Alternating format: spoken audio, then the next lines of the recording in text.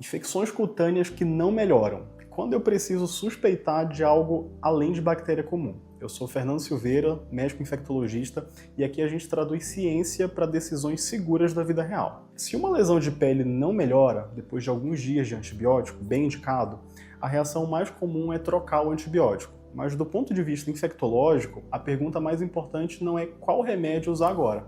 A pergunta central é, a gente está tratando o agente certo? E para responder isso, a gente precisa primeiro entender o que é esperado no comportamento de uma infecção bacteriana comum. Então, por exemplo, infecções cutâneas são normalmente causadas por bactérias como Staphylococcus aureus, Streptococcus, que é a principal, bactérias que muitas vezes vivem na nossa pele. E essas bactérias costumam seguir um padrão relativamente previsível. Elas começam de forma rápida, a região costuma ficar avermelhada, quente, dolorosa, inchada, pode haver febre em alguns casos, e quando o antibiótico correto é iniciado, a gente espera uma melhora bem objetiva em cerca de 48 a 72 horas.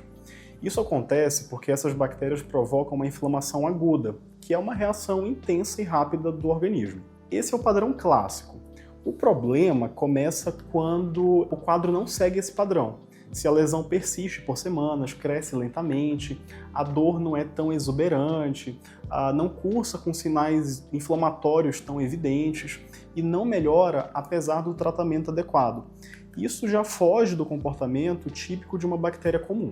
Infecções bacterianas agudas tendem a evoluir bem rápido, para melhor ou para pior. Processos lentos e persistentes exigem outra linha de raciocínio. E aqui a gente entra nos principais grupos de diagnósticos diferenciais. Primeiro, micobactérias não tuberculosas. Essas bactérias são bactérias ambientais, elas estão presentes principalmente na água, no solo. Elas não causam aquela tuberculose clássica, apesar do nome, mas elas pertencem à mesma família. Elas podem infectar a pele depois de procedimentos estéticos, por exemplo, pequenas cirurgias, injeções ou até machucados ambientais também. Elas costumam produzir nódulos endurecidos, áreas com drenagem que fica drenando de forma crônica e feridas que não cicatrizam. O ponto crítico é que o diagnóstico costuma ser bem difícil e pode demorar. Essas bactérias não aparecem nas culturas convencionais se o laboratório não for orientado a pesquisá-las especificamente. Sem suspeita clínica, o exame vem negativo.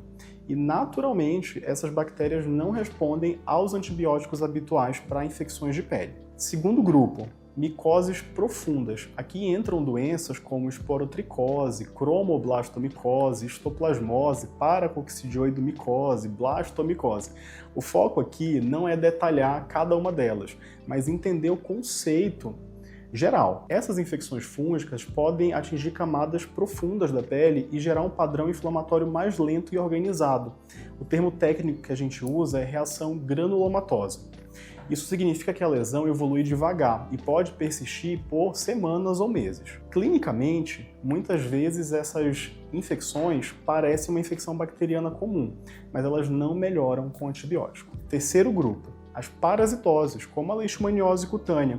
É causada por um parasita transmitido por insetos e pode começar de forma discreta, evoluindo lentamente para uma úlcera de bordas infiltradas. Tem uma característica bem peculiar. Em áreas endêmicas, ou seja, onde tem uma prevalência maior dessa doença, elas precisam sempre fazer parte do raciocínio.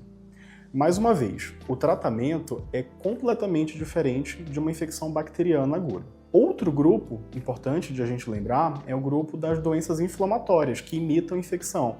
Condições como pioderma gangrenoso, que é uma doença inflamatória em que o próprio sistema imunológico causa úlceras dolorosas na pele, ou vasculites cutâneas, que são inflamações dos vasos sanguíneos da pele. Essas condições podem causar feridas que ficam vermelhas, dolorosas e com aspecto de infecção, mas elas não são provocadas por bactéria.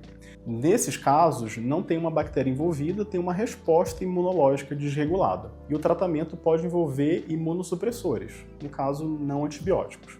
Percebe a lógica?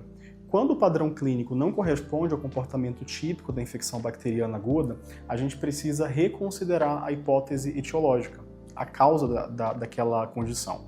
De forma prática, alguns sinais de alerta incluem falta de melhora após 48 a 72 horas de antibiótico adequado, evolução lenta ao longo de semanas, lesão nodular endurecida, drenagem de pus, secreção de forma persistente, culturas bacterianas repetidamente negativas, às vezes procedimentos estéticos recentes, exposição a solo ou ambiente rural e, no caso, os pacientes imunossuprimidos que podem ter manifestações atípicas das doenças de pele.